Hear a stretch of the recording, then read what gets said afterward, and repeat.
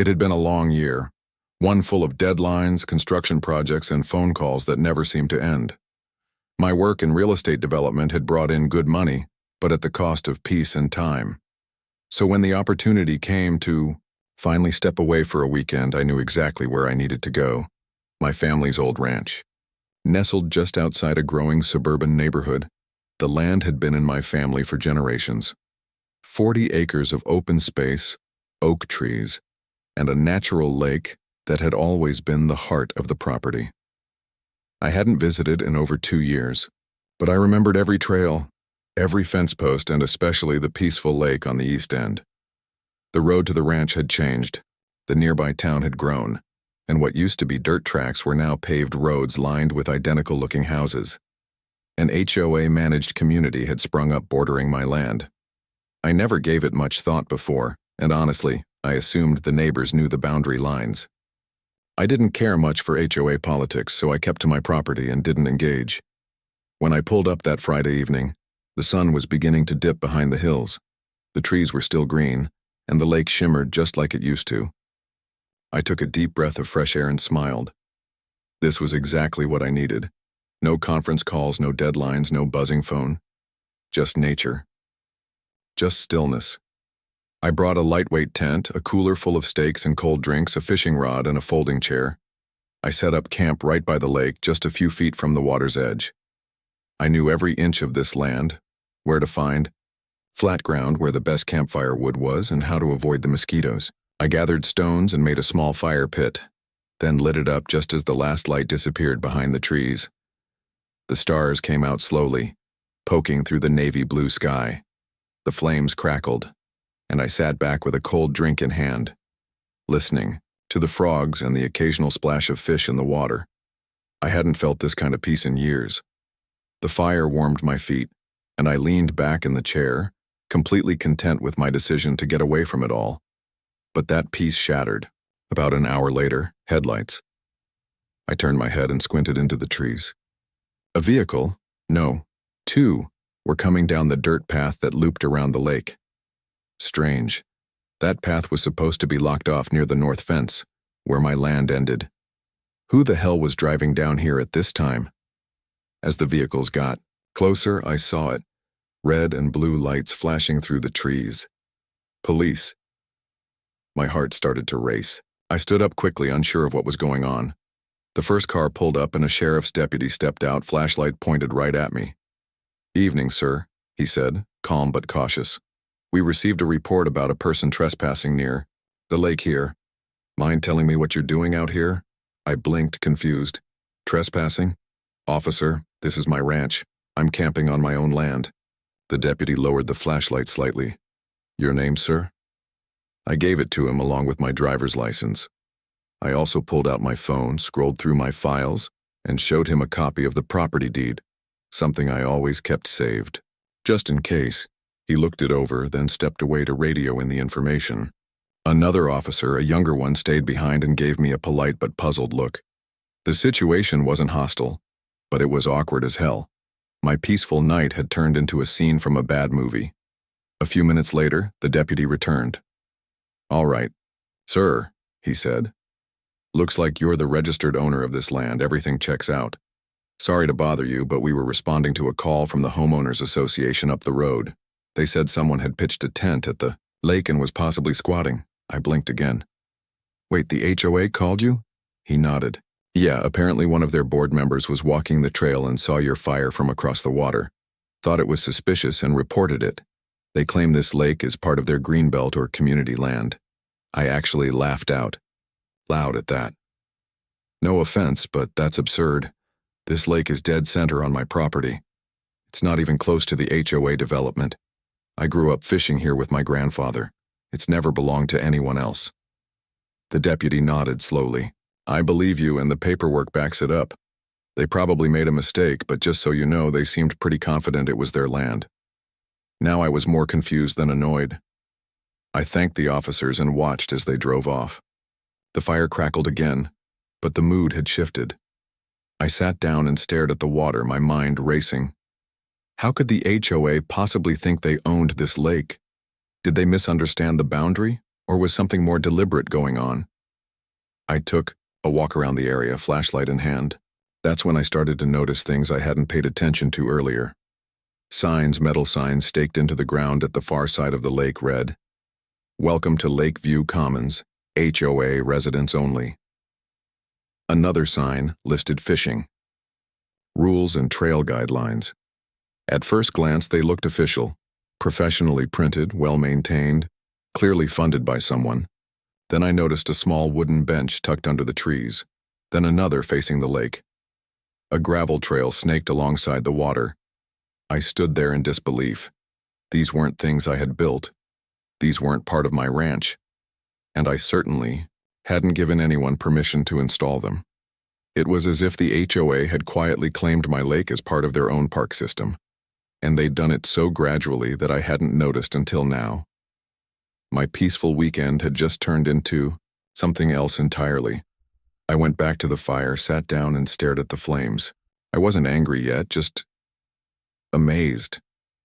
How long had this been going on? Months? Years? And did the people in those cookie-cutter houses nearby really think they had some kind of right to this place? They called the cops on me, for being on my own land. Whatever this was, it wasn't over. It was just beginning.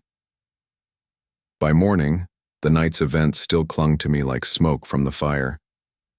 I hadn't slept well, not because I was afraid, but because I was restless, thinking about the absurdity of the whole situation.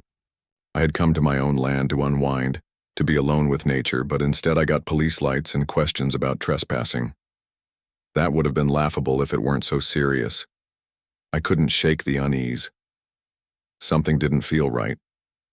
It wasn't just a mistaken call or a nosy neighbor trying to flex their HOA authority. It felt coordinated, like they really believed they had jurisdiction over land that wasn't theirs.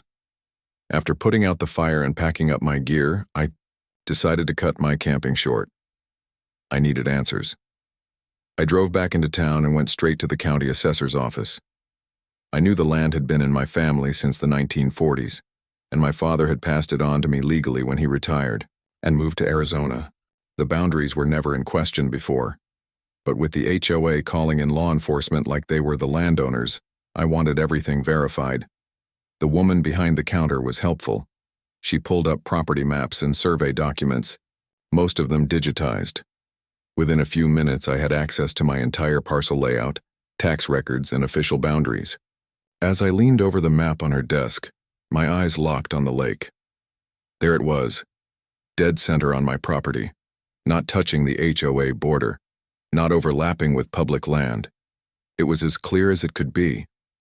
The lake and everything around it was entirely unquestionably mine.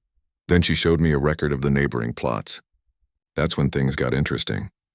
The subdivision adjacent to my ranch was developed about 10 years ago.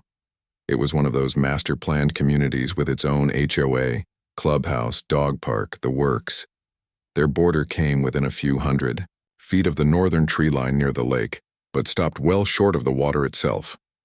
But right there in the system, someone had submitted a document labeled Community Amenity Plan. It was part of a zoning request from years ago. And what caught my eye was a small dashed line on the diagram, an unofficial walking path that extended onto my land, winding down to the lake with a marker labeled Community Scenic Overlook. I stared at it, jaw tight. They had submitted this to the Planning Commission a decade ago. It was marked unofficial, not surveyed or recorded as easement or shared space, but it was enough to justify someone putting up signs and benches. They had presented a dream on paper and slowly turned it into reality by assuming no one would stop them. The kicker was, they never asked me, no letters, no permission, nothing. I took screenshots, printed maps, and made copies of everything. I left the office with a folder full of evidence and a growing sense of irritation. What began as a peaceful weekend getaway was rapidly becoming a boundary war. I drove straight to the HOA's management office, which sat near the entrance of the subdivision. It was a sleek little building with a flagpole, flower beds, and an unnecessary amount of security cameras.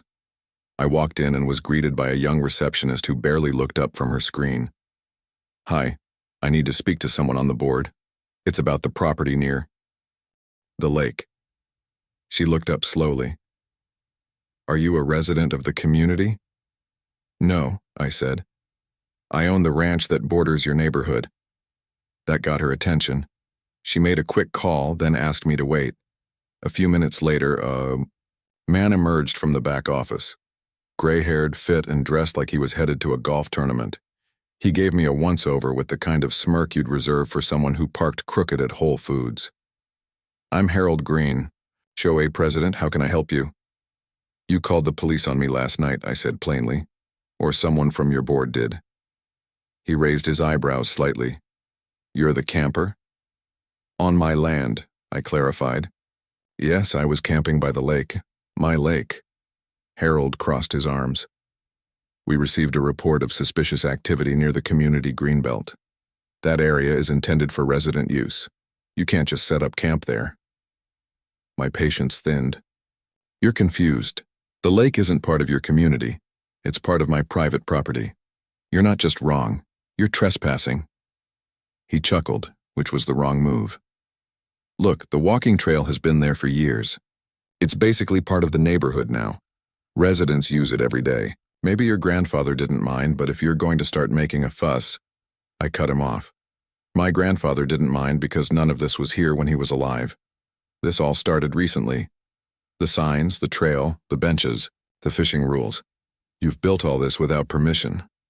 Harold's smile faded. We've invested community resources to make that area safe and enjoyable. You assumed wrong, I snapped. I dropped the folder of maps and documents onto the table in front of him. Here are your boundaries. Here's mine. Here's your unofficial trail encroaching on my land. And here's a copy of the call report from last night. You didn't just trespass, you falsely accused me of a crime on my own property. He didn't respond right away. He flipped through the documents slowly, and the tension in the room thickened. I continued, quieter now. I'm not here to start a war. But if you keep pretending that lake is yours, we're going to have a serious legal issue. And by the way, every time one of your residents sets foot on that trail, they're breaking the law. That ends today. Harold finally looked up. So what do you want? I want the signs removed, I want the benches taken down, and I want a written acknowledgement that the HOA has no claim to any part of my property, especially the lake. If I don't get it within a week, I'll file a trespassing complaint and a cease and desist order with the county. His jaw tightened, but he didn't argue. Fine, I'll bring it up at the next board meeting. Make it quick, I said, grabbing the folder, because if I see another neighbor walking their dog past that dock, they'll be the ones explaining themselves to the sheriff. As I left the office, I noticed something else. 2 HOA members were watching from inside, whispering to each other behind the glass. Maybe word had already gotten around. Maybe they finally realized the truth. They didn't own that lake. They never did. Back in my truck, I felt something I hadn't felt in days. Control. The story wasn't over yet. But one thing was certain. They had built their little world on borrowed land, and now the bill was due. Let me know when you're ready for Chapter 3 to be expanded in the same detailed narrative style. Certainly. Here's Chapter 3, expanded to approximately 1,300 words, written in a continuous immersive style with no headings as requested. I drove back to the ranch with a strange mix of clarity and frustration brewing inside me. I had the facts now. I had the maps, the documents, the confirmation from the county itself. The lake was mine. The land surrounding it was mine. And yet for years, people had been walking across it, fishing in it, setting up family picnics, like it was theirs. That wasn't just annoying, it was personal. This land was part of my family legacy, passed down with pride and hard work. And somehow these people in their pre-built homes, armed with HOA arrogance, had decided it belonged to them. I parked my truck by the old barn and walked back down toward the lake. The sun was beginning to dip again. The water rippled gently, in the breeze, glowing orange beneath the horizon. It looked as peaceful as ever, but now I noticed things I hadn't before. I looked with new eyes, legal eyes that scanned every object and saw intrusion. The benches stood like little monuments to entitlement, 3 of them, all matching. Heavy-duty wooden planks drilled into concrete pads, likely poured by some contractor hired through HOA dues. I imagined the meeting where that decision had been made. Probably some smug agreement. Oh, just place them by the lake. It's practically part of the community anyway. No one had thought to ask who actually owned the lake. Or worse, they had asked and didn't care about the answer. Further along the shoreline, the walking path curved with intentional design. Someone had planned it. It wasn't just foot traffic through tall grass. It had been flattened, lined with gravel in places, and marked with little trail posts. They even had QR codes on them. I pulled out my phone and scanned one. It led to a page on the HOA's website titled Lakeview Commons Rules and Activities. There was a map, colorful icons, pictures of families kayaking. They even listed community-sponsored events by the lake every spring and fall. It was so brazen I couldn't believe it. There was a dock too, small, maybe 10 feet long, but still a dock. Probably installed without permits and certainly without my permission. I stood on it, letting it rock beneath my feet. They'd put it right in the center of the shore, where the trees opened up to a full panoramic view of the water. It was perfect for photos. Of course it was. They had built an entire fantasy over something that wasn't theirs. I felt a pang in my gut. This wasn't just trespassing. It was theft in slow motion. I turned and walked back up the slope toward the edge of my property line. I had never fenced this section. There was no need. The northern tree line had always been a natural boundary, and there was nothing beyond it but empty land, until a few years ago when the HOA-backed development came in like a suburban virus. Now, where there were once tall pines and brush, there were sidewalks, trimmed lawns, and kids on electric scooters. From my spot just under the trees, I could see directly into the neighborhood. That's when I spotted her, an older woman in athletic gear walking a golden retriever. She stepped right through a break in the trees and onto the trail like it was her usual routine. Her dog ran up ahead, leash trailing behind. She didn't even hesitate when she reached the lake. She strolled to one of the benches, pulled out a water bottle, and took a seat. It was like watching someone waltz into your living room, plop down on your couch, and flip on the TV. I approached calmly. I didn't want to scare her, but I also didn't want to let it slide. "Excuse me," I called out. She turned, a little startled. "Oh, hello there," she said with a smile like we were neighbors. "Hi, do you live in the subdivision?" I asked. "Yes, just 2 blocks that way," she said, pointing casually over her shoulder. "Beautiful evening, isn't it? I walk here almost every day. This trail is the best thing the HOA ever built." I nodded slowly. "I'm the owner of this property. This lake, the trail, the land, it all belongs to me." Her smile faded just a bit. "Oh, I thought this was part of the community land." "It's not," I said plainly. "There's been some confusion, but the HOA never had the right to build anything here. They've been trespassing. That includes anyone who walks this trail." She stood up, uncertain now. I had no idea. We've been coming here for years. They said it was open to residents. "I understand it's not your fault," I said, softening my tone. "But just so you know, things are changing. You might want to let your neighbors know too." She apologized, clipped her dog's leash, and walked off quickly, glancing back twice before disappearing into the trees. That moment stuck with me. Not because she argued or got defensive, but because she had no idea she was doing something wrong. None of them did. That's what made this whole situation more complicated. The HOA had fed them a narrative that this space was theirs, that it belonged to the community, that they had the right to use it, and they believed it completely. But belief doesn't override property rights. Intent doesn't erase ownership. And I was done watching people treat my land like a public park. That night, I opened my laptop at the ranch and started writing. First, a formal cease and desist letter addressed to the HOA board and their property manager. I included maps, parcel numbers, legal boundaries, and notice of unauthorized development. I attached photos of the signs, benches, trail markers, and dock, all clearly located within my property lines. I requested the removal of all structures within 10 business days. I also demanded a written acknowledgement that the HOA had no legal access or authority over the lake or any portion of my land. Then I called a surveyor. I wanted new boundary markers installed, clear and permanent, fencing if needed. I was done being polite. Finally, I scheduled a meeting with a local real estate attorney. I wanted to explore my legal options in case the HOA refused to comply. Civil trespass, property damage, even the misuse of community funds. There were angles to pursue if it came to that.